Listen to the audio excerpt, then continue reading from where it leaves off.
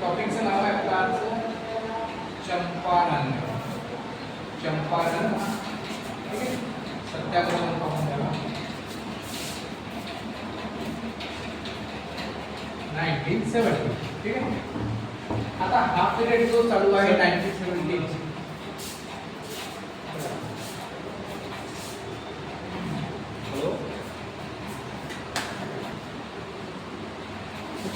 आता हा topic related आहे कोणाशी गांधीजी समजला. कारण की आपल्याला दिसतात 1915 ला गांधीजी इंडियामध्ये वापस आले होते ठीक आहे. सकाळचं लेक्चर केलं काय नाही केलं युजर खातो अच्छा 1915 ला गांधीजी जवळपास भारतामध्ये वापस आले आणि परिस्थिती जर बघितली की भारतामध्ये काय चालू होतं 1914 ला फर्स्ट वर्ल्ड वॉर स्टार्टेड ठीक आहे. वर्ल्ड वॉर स्टार्ट झालेला होता. ब्रिटन त्यामध्ये होता समजलं. अशा वेळेला महात्मा गांधीजी यांची एंट्री झाली होती ठीक आहे. आणि दुसऱ्या साईडला जर बघितलं की इंडियन नॅशनल काँग्रेसमध्ये काय सुरू आहे तर दौर सुरू आहे की जसा लोकमान्य टिळक आता जेलमधून सुटतील समजलेला आहे. मोहम्मद अली जिन्ना आणि बेझंट हे तिघं मिळून काय चालवतील एक तर लखनौ सेशन होऊन जाणार ज्याच्यामध्ये इंडियन नॅशनल काँग्रेस आणि मुस्लिम लीग पहिल्यांदा सोबत येईल.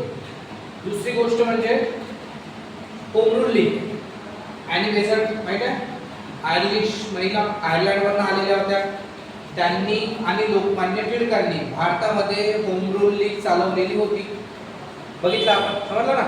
तर गांधीजींची एंट्री झाली आणि खूप लोकांना असं वाटत होतं इंडियन नॅशनल काँग्रेस किंवा भारतातले लोक की गांधीजी आता होम रूल लीग मध्ये जॉईन होतील पण असं झालं नाही.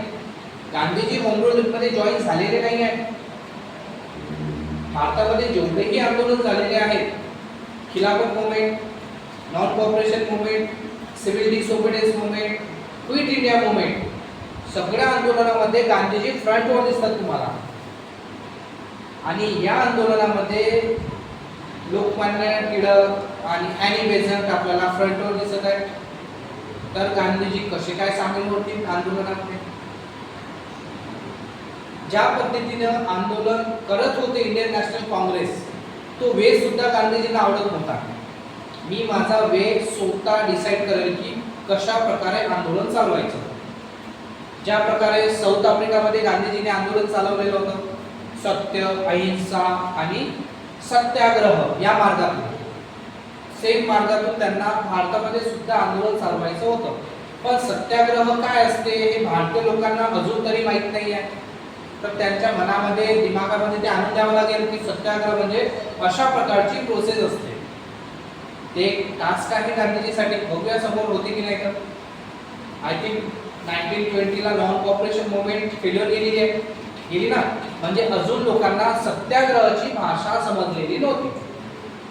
ओके आता मग गांधीजींनी काय केलं होम रूल लीग मध्ये सामील नाही होऊन राहिले. हा लखनौला जे सेशन झालेलं होतं ज्यामध्ये पहिल्यांदा मुस्लिम लीग सोबत आलेली होती त्या सेशन मध्ये गांधीजी होते राईट. आणि म्हणजे केलं काय गांधीजींनी तर त्यांनी डिसाईड केलं की मला काय करायचं आहे भारताचा दौरा करायचा आहे. भारतभर मला फिरायचं आहे गावागावामध्ये जायचं आहे. त्यांचं एक वाक्य होतं की इंडिया गाव में बसता है. खूप जास्त पॉप्युलेशन जी आहे ना ती गावामध्ये राहत होती आणि खूप जास्त पॉप्युलेशन ही पीसंट लोकांची होती शेतकरी वर्गाची. तर त्यांचं क्लिअर होतं की जेव्हाही आंदोलन करेल त्या आंदोलनामध्ये मला शेतकरी वर्ग लागेल. यापूर्वी असं घडलेलं नव्हतं.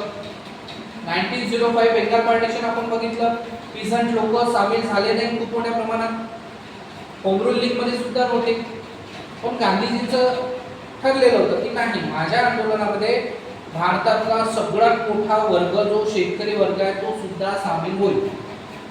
त्यासाठी त्यांनी गावागावाचा दौरा करणं चांगलं समजलं ना की होम रूल लीग मध्ये सामील होतं. असंच ते सेशन मध्ये होते.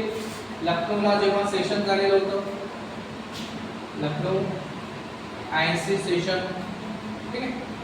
त्या सेशनला एक पर्सन त्यांना भेटायला आले. त्या पर्सनचं नाव होतं राजकुमार शुक्ल.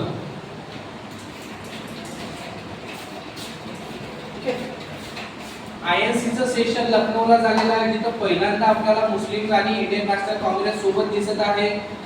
सरोजिनी नायडूंनी मोहम्मद अली जिन्नाला the brand ambassador of Hindu Muslim unity म्हटलेलं होतं, आठवते 1916.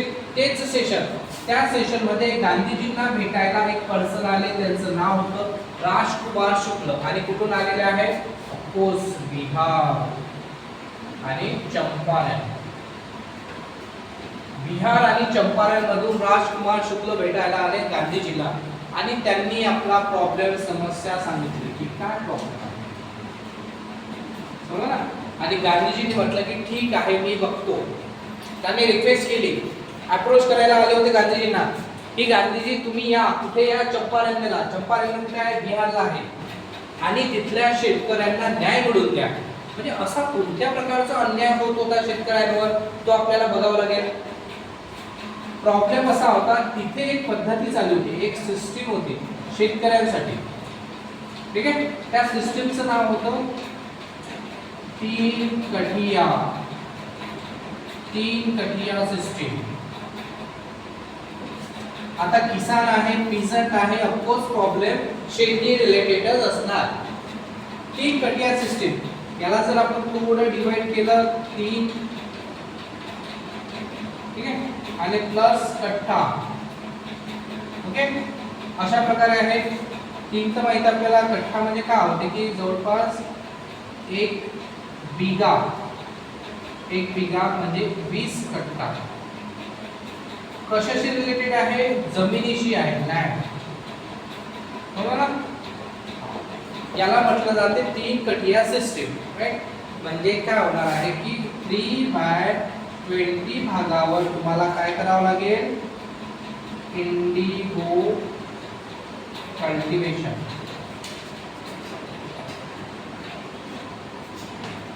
कंपल्सरी. तुमच्या जमिनीच्या 3/20 भागावर तुम्हाला इंडिगोची शेती करावं लागेल, कंपल्सरी. असा नियम होता, असे सिस्टीम होती बिहारला, चंपारणमध्ये. त्या सिस्टीमला म्हटलेलं आहे तीन कठिया सिस्टीम. समजलं आहे.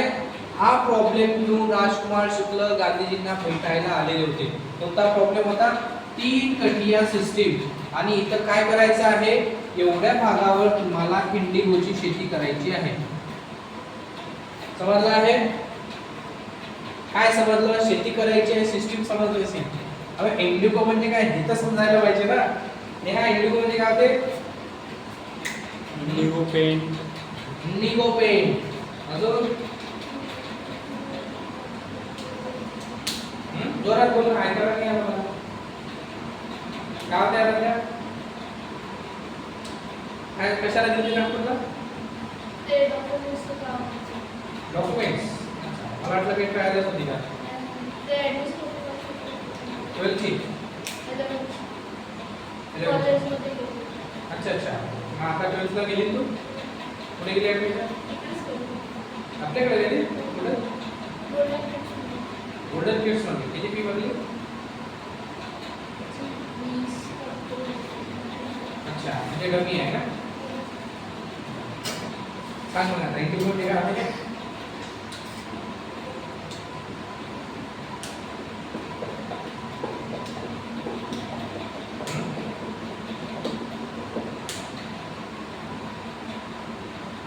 काय होतं रे इंडिगो म्हटलं? मला माहिती आहे ना, नाही समजत ते. इंडिगो काय काय माहिती आहे तुम्हाला? Indigo paint. पेंटून थोडंसं जर आपण खालच्या लेवलला आलो, पेंट एकदम हाय क्लास झालेला आहे, ठीक आहे. आपल्याला माहित आहे, जर एखादं जुन्या काळामध्ये काय आपण एखादं व्हाईट शर्ट वगैरे असेल तर जुने लोक काय करतो की त्याला टिकण्यासाठी चांगलं इस्त्री करत. इस्त्री करतो. अजून काय काय करतो? ते धूप कसं होते? कपडे वॉश कसं करतो ते? असे यो आफ्टर. अच्छा, काय लावत होते त्याला? त्यालाच साबण. साबण? निरमा. निर्मा. ठीक आहे. नंतर बस मग असे धुत सर पाण्यात टाकत होते, पाहिली की इस्त्री मारून. नाही, त्याच्या आधी एक प्रोसेस करतो ते पिवत होते. ठीक आहे. धुतलं, पिळले, निर्मा टाकला वगैरे ते सगळं झाल्यावर एक प्रोसेस मधून त्याला काढत होते. आणि मग ते वाढू टाकतात व्हाईट कपड्यात निळी कळलं ना? नीड उजाला हो सर हां हां हां आहे ना नीड आहे ना उजाला असते ना आपल्याकडे बॉटल कशी नसते ती दिसणार आहे ते तेच उजाला तर इंडिगो मध्ये काय होते ही नीड होते नीड समजलं आहे याची शेती भारतामध्ये होत होती आणि हा काही नवीन विषय नाही आहे तुम्ही जर इंडस व्हॅली सिव्हिलायझेशन मध्ये गेले आणि तुम्ही जर नीड समजलं तुला तुला होत असतं काय आजकाल लावत नाही ना कोणी तर मोहनजोदडो जर तुम्ही मूवी बघितला असेल बघितला का मोहनजोदडो मूवी ऋतिक रोशनचा नाही तो बघितला नाही. त्याच्यामध्ये दाखवलेला आहे तो भरून काय नाही ते नीड वगैरे विकायला नाही ते बाजारपेठमध्ये आणि तेव्हा काही असं करन्सी वगैरे सारखं काही नव्हतं हे वस्तू घ्या दुसरी वस्तू द्या ते घेऊन जरी चालले समजला ना तर तो नीड विकायला जातो त्याला काहीतरी राईस वगैरे पाहिजे तर निळीची शेती भारतामध्ये खूप आधीपासून होत होती ठीक आहे पारंपरिक आहे राईट आताच काळ आलेला आहे 1916 17चा काळ आलेला आहे विश्वयुद्ध सुरू झालेलं आहे समजलेलं आहे आणि सरकार असं म्हणते जे बागान मालिक आहेत ब्रिटिशर्स ते असे म्हणतात की तुम्हाला एवढ्या भागावर निळीची शेती करणं कंपल्सरी आहे केलीच पाहिजे समजलं ना आणि तेव्हा काय होतं की दोघे चांगले थोडेसे पैसे कमावत होते कारण की निळीला खूप जास्त डिमांड होती भारतामध्येच नाही तर भारताच्या बाहेर सुद्धा युरोपमध्ये सुद्धा जर्मनी वगैरे त्या साईडला सुद्धा आपल्याकडली नीड एक्सपोर्ट होत होती त्याच्यामुळे जे ब्रिटिश बागान मालिक आहेत असतात ना इरिगेशन वाले मालिक हे आहे जशी हे आहे तर तशा प्रकारचे मालिक हे काय करत होते शेतकऱ्याला देत होते चल घे एवढे पैसे घे चल मला नीट पिकून दे बरोबर आहे त्या ठिकाणी लोन वगैरे त्याच्यावर ते टॅक्स वगैरे घेत होते अशा प्रकारे सिस्टीम होती तर याच्या विरोधात तिथले आता शेतकरी एकत्रित झालेले आहेत आणि म्हणत आहे की हे 3 कटिया सिस्टीम आम्हाला नाही पाहिजे असं काय झालं की नाही पाहिजे कारण की आता वेळ बसा बघा की काय म्हणते ना समोर समोर आपण जातो आपल्या पॅरेंट्स लोकांनी व्हाईट शर्टाला नीड लावली असेल आपण लावू का नाही झाली आउटडेटेड झाली ना मी लावलो होतो सर 10वी पर्यंत लावलो 10वी पर्यंत लावतो है ना आता लावतो का नाही ना आता काय झाली ती आउटडेटेड झाली थोडी फार कमी दिसते लोकांकडे दिसते ना आउटडेटेड हे तर सिंथेटिक आर्टिफिशियल बनवलेली आहे पूजा त्या काळामध्ये तर याची शेती होत होती प्रॉपर इंडिगोची राईट आणि याचा यूज ते त्याच्यासाठी करत होते समजलं ना आणि एक्सपोर्ट मोठ्या लेवलला होत होता पण आता असं झालं की जर्मनीनं आर्टिफिशियल तयार केली जर्मनीनं काय केलेलं आहे आर्टिफिशियल कलर वाले असतात ना तशा प्रकारे सिंथेटिक कलर मध्ये त्यांनी तयार केली आहे त्यामुळे काय झालं इझी सुद्धा होती स्वस्त सुद्धा होती तर संपूर्ण युरोप मध्ये याचीच मागणी जास्त होती इंडिगो गेली मागं आउटडेटेड झालेली आहे मग आता मला सांगा ह्या इंडिगोला भाजी कशी होती इंडिगोची तुम्ही खाल्ली आहे का हा म्हणजे अशी भिजू घालून वगैरे सोयाबीन सारखी सोयाबीनच्या वड्या आपण खातो ना तशी नीड अशी भिजू घालून सकाळी मस्त फ्राय वगैरे काही करून कशी मसाला टाकून झाड असते कशी गोटे असतात तू बघली आहे का नाही आपल्याकडे प्रोजेक्ट घरी जाऊन बघा बोला नीड कशी असते मला सांगा कसं खातो आपण निळीला पुडी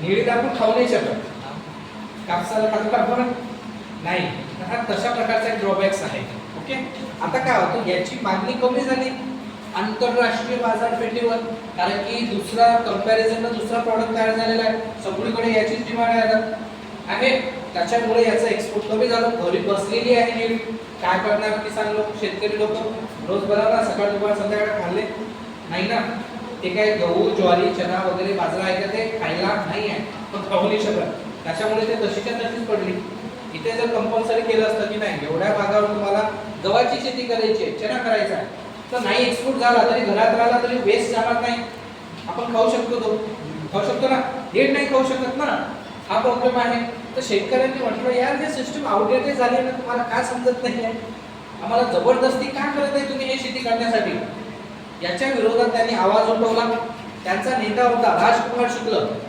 यांनी आवाज उठवला मॅजिस्ट्रेट पर्यंत गेले कलेक्टर डिस्ट्रिक्ट मॅजिस्ट्रेट कलेक्टर पर्यंत गेले पण एकेकाळी त्यांनाच जेलमध्ये टाकून दिलं त्यांच्या वेगवेगळे आरोप तरी त्यांनी आपला लढा चालू ठेवला राईट पण त्यांना समजलं यार मी काही महात्मा गांधीजी नाही आहे. साधारण पर्सन आहे, मला काही तेवढ्या लेवलवर हे भाव देतील नाही.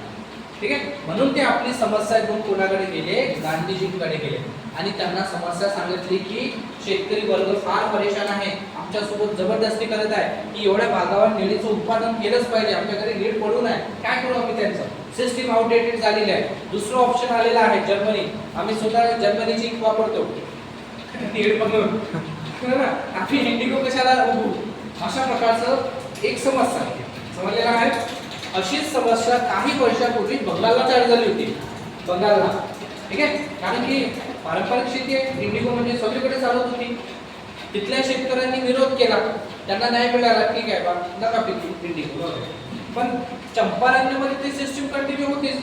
बागान मालिक जबरदस्ती करत होते त्यांच्यावर, नाही नाही शेती करायचीच आहे. आपण कसं करणार आहे, करून काय करू आम्ही, काय फायदा होईल आम्हाला. म्हणून त्यांनी समस्या राजकुमार शुक्लांना सांगितली, शुक्लांनी गांधीजींना सांगितली आणि गांधीजींनी म्हटलं की ठीक आहे मी बघतो, मी येतो बिहारला, इथून काय मी डायरेक्ट डिसिजन घेणार नाहीये, मी येतो बघतो आणि नंतर काहीतरी आपण त्यावर करू. समजला. तर गांधीजी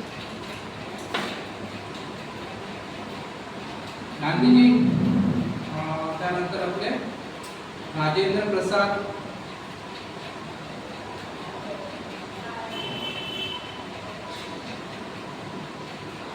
ब्रज किशोर, ठीक आहे, ब्रज किशोर, हे सगळे लोक, आणखी दोन होते. गांधीजी एवढे मोठे व्यक्ती आहे, एकटे कुठे जातील, 5-6 लोक हे कुठे गेले, बिहारला गेले. ठीक आहे, बिहारला मोठ्या जिल्ह्यामध्ये पोहोचले, मुझफ्फरपूर. आणि तिथं पोहोचल्यावर तिथच्या डिस्ट्रिक्ट मॅजिस्ट्रेटला माहित झालं की गांधीजी आलेले आहेत आणि हे समस्या सोडवायला आलेले आहेत, म्हणजे काहीतरी आंदोलन होईल. समजलाय ना. आणि कंडिशन अशी आहे की फर्स्ट वर्ल्ड वॉर सुरू आहे, त्यांना कदापि असं पाहिजे नाही की बाबा खूप मोठं आंदोलन भारतामध्ये चाललं म्हणून. एक तो अमरुल्ली गॉरेन आहे, समजला ना. दुसरं गांधीजी चालू करते, कोणाकोणाला हँडल करा, म्हटलं फर्स्ट वर्ल्ड वॉर सुरू आहे. तर एक गोष्ट लक्षात ठेवा, गांधीजी जेव्हा भारतामध्ये आले तेव्हा ते ब्रिटिशांना कॉपरेट करत होते आणि ब्रिटिश त्यांना कॉपरेट करत होते. गांधीजीने म्हटलं आल्यावर, अरे ब्रिटिश अडचणीत आहे, फर्स्ट वर्ल्ड वॉर सुरू झालेला आहे, चला जा शंतनू भरती व्हा फोर्सेसमध्ये, हे तू करून, राहुल तू करून आणि ब्रिटिशांकडून लढा, असं गांधीजीने म्हटलेलं होतं. साऊथ आफ्रिकेला गांधीजींनी जो लढा दिला, ॲट द एंड असं म्हटलं जाते की न्याय देण्याचं काम ब्रिटिशांनी केलेलं आहे. तिथे जे आपले एशियन्स लोक होते, 2-4 सांगतो मी थोड्या ह्याच्यात. एक तर असं होतं की त्यांना वोटिंगचा अधिकार नव्हता, म्हणजे आपले लोक वगैरे मजूर वगैरे लोक होते, इंग्लिश एक नव्हतं. कारण की साऊथ आफ्रिकावर, आजो आफ्रिका आहे ना, यावर सुद्धा साऊथ आफ्रिकावर ब्रिटनचं शासन होतं. इलिटरेट होते बिचारे. शुगरचे जे शेती राहते त्याच्यामध्ये साऊथ इंडियापर्यंत खूप सारे व्यापारी साऊथ आफ्रिकाला गेलेले होते. इंग्लिश येत नव्हतं, वोटिंगचा राईट्स नव्हता त्यांना, त्यांना एकदम गलिच्छ एरियामध्ये ठेवलं जात होतं. त्यानंतर त्यांना रात्री 9 नंतर बाहेर निघण्याची परमिशन नव्हती. त्यांना एशियन्स लोकांना आणि प्लस जे तिथले लोकल आहेत, कोणते ते ब्लॅकवाले लोक, ठीक आहे, सांगत होतं की सर त्यांना बाहेर निघण्याची परमिशन नव्हती, फुटवर्क यूज करण्याची परमिशन नव्हती. ठीक आहे, हे तर सुरुवात आहे, पण अजून त्यांना त्यांच्यावर लिमिटेशन्स लावले होते. समोर जाऊन आणखी कायदा काढला की जे एशियन्स आहेत, भारतीय लोक आहेत, त्यांना नेहमी एक डॉक्युमेंट सोबत ठेवा लागत होता, रजिस्ट्रेशनचा. ठीक आहे, आणि जर नसला तर मग काय जेलात टाकतील का. त्याच्या विरोधात गांधीजींना आंदोलन केलं. त्यानंतर एक सिक्युरिटी ट्रान्सफर्स, तिथं जाण्यास एंट्री केली नाही, इथं भारतीय लोक नका जाऊ, सेटल नका होऊ. बरोबर आहे. तर एवढे सगळे समस्या तिथं चालू होत्या, पण गांधीजींनी सगळ्यांवर उपाय काढला. एक समस्या आणखी तयार झाली होती की जे भारतीय लोक आहेत, इथं जे लोक राहत आहेत, त्यांचा जर विवाह हा ख्रिश्चन पद्धतीने, ईसाई पद्धतीने जर झाला असेल तरच त्यांचं लग्न व्हॅलिड, नाहीतर इनव्हॅलिड, इलिगल. आता जे हिंदू आहेत, मुस्लिम आहेत, आणखी काही समाजाचे लोक आहेत, ते ईसाई पद्धतीने लग्न कशाला लावतील, हे काम आहे का, नाही ना. मग त्यांचं लग्न तर सगळं झालं ना इलिगल, त्यांचे मुलंही इलिगल, त्यांची बायको इलिगल. बरोबर. अशा प्रकारच्या समस्या साऊथ आफ्रिकेला होत्या, पण सगळ्या समस्यावर गांधीजींनी मार्ग मिळवला, यश मिळवलं. बरोबर आहे. लोक खुश झाले आणि मग समस्या संपल्यावर ते भारतामध्ये आले. ऑफकोर्स काही कॉपरेशन भारतातून भेटलं, काही इंग्रजांनी सुद्धा केलं, कारण की शेवटी न्याय देणारे कोण आहेत, ब्रिटिशर्स आहेत ना. गांधीजीने किती आंदोलन केलं, स्वतः न्याय देऊ शकतात का? नाही, कारण सरकार त्यांचे शासन त्यांचं आहे. तर त्यांनी त्यांना न्याय दिला, बरोबर आहे. दोघांमध्ये थोडंसं कॉपरेशनची भूमिका चालू होती. गांधीजी भारतामध्ये आले, भारतामध्ये आल्यावर त्यांनी सांगितलं एक्स्ट्रा लोकांना की 1940 मध्ये वर्ल्ड वॉर सुरू आहे, चला जा भरती व्हा, मदत करा ब्रिटिशांना. ठीक आहे. तर इथं जे हे सांगायचं याच्यासाठी होतं, पॉलिसी अशी आहे की नाही, गांधीजी थोडेसे आपले आहेत. ठीक आहे. आणि गांधीजींना असं वाटत की नाही, ब्रिटनला थोडंसं आपण सपोर्ट करूया. गांधीजी गेले, मॅजिस्ट्रेटनं डायरेक्ट त्यांच्यावर FIR दर्ज केला, त्यांना सांगितलं, वॉर्निंग दिली की आता आले तुम्ही ठीक आहे, पण नेक्स्ट जे ट्रेन आहे जे सरळ बाहेर जाईल बिहारच्या, समजलं ना, त्या ट्रेननं निघून जा. गांधीजींनी म्हटलं मी तर साऊथ आफ्रिकेला निघालो नाही, इथं कसं काय निघणार आहे, आता माझा देश आहे. त्यांनी लिहून पाठवलं, नाही मी काही करणार नाहीये, मी कुठेही जाणार नाहीये. तुम्हाला जर चार्जशीट दाखल करायची असेल, जेलमध्ये टाकायचं असेल तर तुम्ही हमखास टाकू शकता. मॅजिस्ट्रेटमध्ये मी हा कोण पर्सन आहे, हा जेलमध्ये जायला भीत नाही आहे, एवढी धमकी दिली त्या तरी भीत नाही, कोण आहे हा, समजलं ना. शेवटी लेफ्टनंट गव्हर्नर होता बंगालचा, तो म्हणजे अगदी तू शांत राहा, तुला माहिती हा कोण आहे, हा माणूस सकाळ संध्याकाळ जेलमधून जातोय, तो जातोय, चालू असते याचं. ठीक आहे ना, याला काहीच वाटणार नाही. लेफ्टनंट गव्हर्नरनी मार्ग काढणारी, ठीक आहे, गांधीजी काही तुमच्या नावाने काम ते पण का कारण त्याला गुन्हे वगैरे काही दाखल होणार नाही, तुम्ही काही कोर्टात वगैरे जाऊ नका, तुम्हाला कोणीही जेलमध्ये टाकणार नाही, आपण याच्यावर मार्ग काढू. लेफ्टनंट गव्हर्नरनी म्हटलं की आम्ही स्वतः एक कमिटी बसवतो, बरोबर आहे, एक कमिटी बसवतो आम्ही, जो प्रॉब्लेम चालू आहे त्याच्यावर आम्ही स्वतः एक कमिटी बसवतो आणि त्याचा एक मेंबर कोण राहणार आहे, स्वतः गांधीजी राहणार आहे, समजलं ना. एक कमिटी बसवणार आहे आम्ही इन्व्हेस्टिगेशन करण्यासाठी की हे सिस्टीम खरंच आउटडेटेड झाली आहे का, बा बंद करावं काय. ठीक आहे. त्याचं इन्व्हेस्टिगेट करण्यासाठी एक कमिटी आम्ही बसवणार आहोत. त्या कमिटीमध्ये स्वतः महात्मा गांधीजी असतील आणि इन्व्हेस्टिगेट करतील, समजलेलं आहे. ठीक आहे, मी कंप्लीट दिसत तुम्हाला. त्याच्यानंतर तुम्हाला दिसते सायबर कमिशन भारतामध्ये आलं होतं, घेतलं महात्मा गांधीजींना त्याच्यात. कुठल्या कमिटीमध्ये दिसते तुम्हाला, हंटर कमिशन होतं, जालियनवाला बाग मॅसेकर झाला, एवढे लोक मारले, त्याच्यावर इन्व्हेस्टिगेशनसाठी हंटर कमिशन बसवण्यात आलं होतं, घेतलं महात्मा गांधीजींना नाही. पण आता कसं ते भूमिका समजलं तुम्ही काय आहे सध्या तरी. तर मी त्याचं सांगतो की काय मनात चालू आहे ब्रिटिशांच्या. या कमिटीमध्ये सुद्धा गांधीजींना घेतलेला आहे. गांधीजींनी कमसे कम 7,000 शेतकऱ्यांचे, पेझंट लोकांचे काय घेतलेलं आहे, स्टेटमेंट घेतले.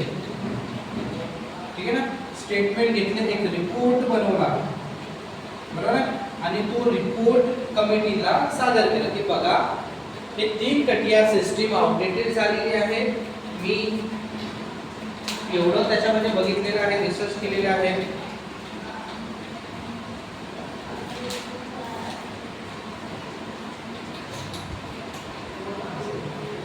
वायफाय मला आलेला आहे, 2 मिनिटं. ठीक आहे, बघा कमिटीनं, गांधीजींनी कमिटीला पटवून दाखवलं की नाही 3 कटिया सिस्टीम आउटडेटेड झालेली आहे, याची सध्या गरज नाही, बरोबर. ही सिस्टीम बंद व्हायला पाहिजे. ओके. आणि शेवटी मग तिथं जे असेंब्ली होती त्या असेंब्लीमध्ये हा मुद्दा मांडण्यात आला, असेंब्लीमध्ये.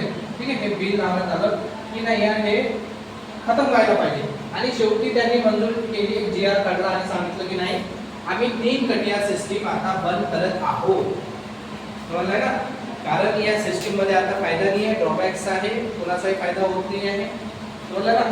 त्याच्यामुळे आम्ही हे 3 कटिया सिस्टीम बंद करत आहोत. आणि अशा प्रकारे गांधीजींनी चंपारण्यमध्ये शेतकऱ्यांना न्याय दिलेला आहे, समजलेलं आहे. एकट्याच्या भरोशावर दिला का. इथं जर त्यांनी डायरेक्ट जेलमध्ये टाकून दिलं असतं तर खूप मोठा आंदोलन वगैरे आणखी समोर गेलं असतं ना. पण सध्या विषय काय चालू आहे, हे ब्रिटिशांना असं वाटते की बघा साऊथ आफ्रिकेला गांधीजींनी आपली मदत केली, आपण त्यांची मदत केली. ओके. आता गांधीजी भारतामध्ये आलेले आहेत, गांधीजी महान व्यक्ती आहे, महात्मा गांधीजी आहे, समजलं ना. खूप लोक त्यांना ओळखतात, खूप लोक त्यांचे फॉलोअर्स आहेत, त्यांना बघण्यासाठी हजारो लोक आलेले होते स्टेशनमध्ये. एक काळ असा होता की त्यांना बघायला कोणी नव्हतं, जॉबही नव्हता त्यांच्याकडे. पण आज ते खूप मोठं काम करून आलेलं आहे, सगळे लोक उत्सुक आहेत त्यांना बघायला की कोण आहे गांधीजी, राईट. तर ब्रिटिशांचा मोटिव्ह काय होता की गांधीजींना आपण आपल्या फायद्यासाठी यूज करूया, ते म्हणतात एजंट सारखं. तशा प्रकारे कारण की त्यांच्या मागे खूप मोठा क्राऊड आहे, बरोबर आहे, आणि हे त्यांच्यातलेच आहेत. हा जर माणूस आपल्या सोबत राहिला तर आपण सगळ्या क्राऊडला मॅनेज करू शकतो. कारण या सगळ्या क्राऊडचा लीडर आहे गांधीजी, आणि गांधीजी आपले आहेत. सगळ्या क्राऊडवर लक्ष द्यायचं काम नाही, फक्त एकाला मॅनेज करायचं, आणि हे काम करून करेल गांधीजी करतील आपल्याकडून. समजलं? तर या विचारांनी ते थोडंसं कॉपरेशन चालू होतं गांधीजी सोबत, की गांधीजी हे समोर जाऊन ब्रिटनसाठी काम करायला पाहिजे, ब्रिटनचे एजंट म्हणून काम करायला पाहिजे, अशी त्यांची अपेक्षा होती. ठीक आहे. झालं उलटच, समोर जाऊन तर आपल्याला असे डायरेक्ट नॉन कॉपरेशन मुवमेंट त्यांनी चालू केलं. त्याच्यानंतर कुठेही ब्रिटन म्हणे नाही ना, तुम्ही आमचे एजंट ना, आम्ही तुमचे भाऊ, चला लढा आता, बरोबर. तर दोघांनीही मग सोडून दिलं. ठीक आहे. तर हे अशा प्रकारची सिस्टीम आहे, तीन प्रक्रिया सिस्टीम. लिहून घ्या.